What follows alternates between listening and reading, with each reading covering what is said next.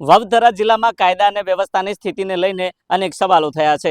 વાવથરા જિલ્લાના બાબર તાલુકાના અબાસણા ગામના એક યુવકને પ્રેમ કરવો ભારે પડ્યો છે। આ યુવકે પ્રેમ તો કર્યો, પરંતુ પ્રેમ કર્યા બાદ જે સગીરા હતી, આ સગીરાના પરિવારને જાણ થતાં આ યુવકને મોત આપ્યું છે। તેની વિગતે ચર્ચા આ વિડીયોમાં કરવી છે। વૈષ્ણવજન તો તેને કહીએ જે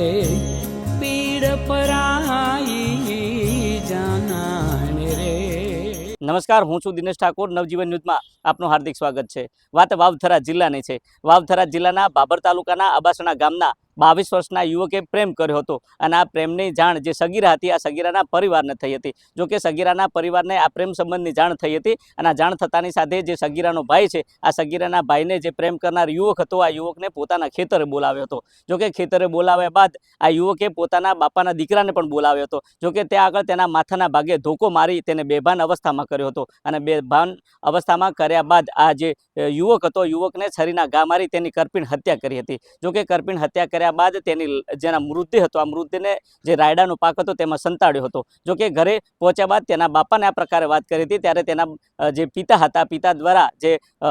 લાશ હતી, આ લાશને પેકિંગ કરી જે નર્મદાની જે કેનાલ હતી, આ કેનાલમાં ફેંકી હતી। જો કે આ પરિવાર હતો, આ પરિવારના જે સભ્યો હતા, સભ્યોના જે પોલીસ મથકે જાણવા જોગ દાખલ કરી હતી અને જે પોલીસ હતી, એ પોલીસે આ યુવકને શોધવાનો પ્રયાસ કરતી હતી, પરંતુ છેલ્લા કેટલાય દિવસથી આ પોલીસને કોઈ પણ પ્રકારની કડી નથી મળતી અને આખરે જે સગીરા હતી, આ સગીરાએ પોલીસને જાણ કરી અને પોલીસને કહ્યું કે આ જે યુવક ગુમ થયો છે તેની સાથે અનિચ્છનીય મારા ભાઈએ કામ કર્યું છે। જો કે પોલીસને આ પ્રકારની કડી મળતા આખરે પોલીસે આ સગીરાને પોલીસ મથકે લાવવામાં આવે છે અને તેની પૂછપરછ કરવામાં આવે છે અને પૂછપરછમાં આખરે કડકાઈ કરવામાં આવે છે અને આ જ કડકાઈમાં આ યુવક જે સમગ્ર ઘટના છે, આ સમગ્ર ઘટનાનું વર્ણન પોલીસને કરે છે અને આખરે કહે છે કે આ પ્રકારની જે ઘટના હતી, આ ઘટનામાં પરિવારને જાણ થઈ હતી અને આ જે યુવક હતો તેને ખેતરમાં બોલાવ્યો હતો અને તેના માથાના ભાગે ધોકો મારી તેને બેભાન કર્યો હતો અને બેભાન કર્યા બાદ તેના છરી વડે તેની હત્યા કરવામાં આવી હતી। જો કે આ તમામ બાબતને લઈને દિયોદરના ડીએસપી શું કહી રહ્યા છે તે પણ તમે સાંભળો। આ કામની હકીકત એવી છે કે અશોકભાઈ હેમતજી ઠાકોર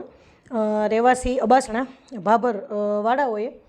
ગત તારીખ 6/3/2026ના રોજ ભાભર પોલીસ સ્ટેશન ખાતે ગુમ જાહેર ખબર આપેલ હતી, જે પૈકી તેમને એવું જણાવેલ હતું કે ગત તારીખ 5/3/2026ના રોજ પરિવારના સભ્યો તથા ગુમ થનાર જગદીશભાઈ હેમતજી ઠાકોર ઉંમર વર્ષ 22 રહેવાસી અબાસણા ઘરેથી રામનગર રોડ ઉપર આવેલા ગૌચરના ખુલ્લા મેદાન પર બેસવા જાઉં છું એવું કહી અને ઘરેથી નીકળેલ, જે સવાર સુધી પરત ના આવેલ, એ બાબતની તારીખ 6/3/2026ના રોજ ભાભર પોલીસ સ્ટેશન ખાતે ગુમ જાણવા જોગ દાખલ કરેલ હતી। એના તપાસની હકીકત મળતા અને તપાસ દરમિયાન ખબર પડતા માહિતી એવી મળેલ કે તેમને ગામની જ કોઈ એક છોકરી સાથે આડા સંબંધો હોય અને તે બાબતની હકીકત મળતા પોલીસની અલગ અલગ ટીમો બનાવી અને એ બાબતે તપાસ કરતાં બાળ કિશોર સંજયભાઈ અમરતજી ઠાકોર એમને રાઉન્ડઅપ કરી અને યુક્તિ પ્રયુક્તિથી પૂછપરછ કરતાં તેમણે સઘળી હકીકત જણાવેલી કે તેમના મોટા બાપાના દીકરા અશોકજી શાંતિજી ઠાકોર રહેવાસી અબાસણા તાલુકો ભાભર એમની સાથે મળી અને જગદીશ હેમતજી ઠાકોર એમને બોલાવેલ હતા અને એમના માથાના ભાગે ધોકો મારી અને તેમને નીચે પાડી દીધેલ હતા અને ત્યારબાદ તેમને સંજય પાસે રહેલા છરાથી છાતી ઉપર ઉપરા ઉપરી 3 ઘા કરેલા હતા અને ગળાના ભાગે એક કાપો મૂકી અને તેની હત્યા કરેલ હતી। ત્યારબાદ તેની લાશને ત્યાં જ રાયડાના ખેતરમાં ઠૂઠાઓની વચ્ચે ઢાંકી અને ત્યાંથી એ જતા રહેલ હતા અને ત્યારબાદ ઘરે જઈ અને પ્લાસ્ટિકના કોથળામાં પેક કરી અને ત્યાં છુપાવી દીધેલ અને બીજા દિવસે એના બાપા શાંતિજી ચહેરાજી ઠાકોરને વાત કરેલ કે લાશને સગે વગે કરવા બાબત તેઓએ જણાવેલ કે રાત્રિના દરમિયાન 11-12 વાગ્યાના અરસામાં બીજા દિવસે તેઓએ ત્યાંથી સંતાડેલી લાશ કાઢી અને શાંતિજીએ પોતાના ભાણેજ સુરેશ હરજીભાઈ ઠાકોર રહેવાસી ઊંચોસણ સુઈગામવાળાને જાણ કરી અને તેને બોલાવેલ અને તેઓ તેમના કબજાની સ્વિફ્ટ ગાડી લઈને આવેલા અને આ ગાડીની અંદર બાકીના 3 જણાઓએ મળી અને લાશને છુપાવી ચારંડા પુલ પાસે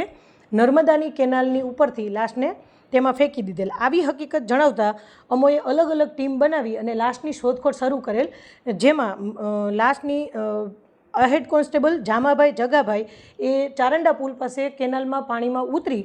અને શોધખોળ કરતાં ત્યાંથી લાશ મળી આવેલ હતી અને તેને બહાર લાવતા તેની ઓળખવિધિ કરતાં તે જણાઈ આવેલ કે તે મરણ જનાર જગદીશજી હેમતજી ઠાકોરની જ લાશ હોય તેનું અમે પીએમ કરાવેલ હતું. ત્યારબાદ ભાભર પોલીસ અને પેરોલની સ્કોડની અલગ અલગ ટીમો બનાવી અને નાસ્તા ફરતા આરોપીઓને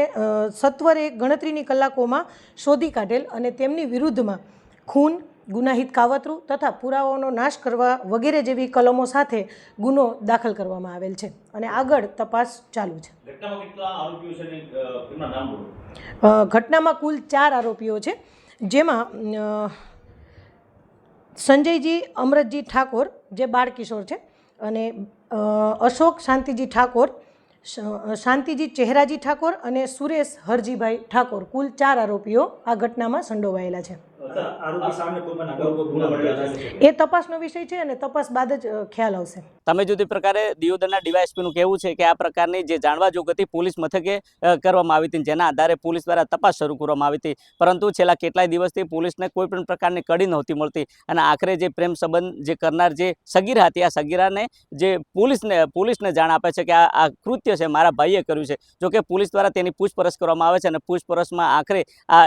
હત્યા કરનાર જે સગીર છે આ સગીર ભાંગી પડે છે અને કહે છે કે 4 લોકો મળી અમે આ પ્રકારે હત્યાને અંજામ આપ્યો છે. જોકે ખેતરે બોલાયા બાદ તેના માથાના ભાગે ધોકો મારવામાં આવે છે અને ધોકો માર્યા બાદ તેની છરી વડે હત્યા કરવામાં આવે છે. એટલું જ નહીં, તેની જે લાશ છે આ લાશ તેના સંબંધીની કારમાં લઈ જઈ જે કેનાલ હતી આ કેનાલમાં ફેંકવામાં આવે છે. જોકે તમામ બાબતને લઈને પોલીસ દ્વારા આ જે સગીર સાથેના જે 4 આરોપીઓ છે આ 4 આરોપીઓની અટકાયત કરી પોલીસે વધુ તપાસ હાથ ધરી છે. દિનેશ ઠાકોર, નવજીવન ન્યૂઝ, વાવ, થરાદ.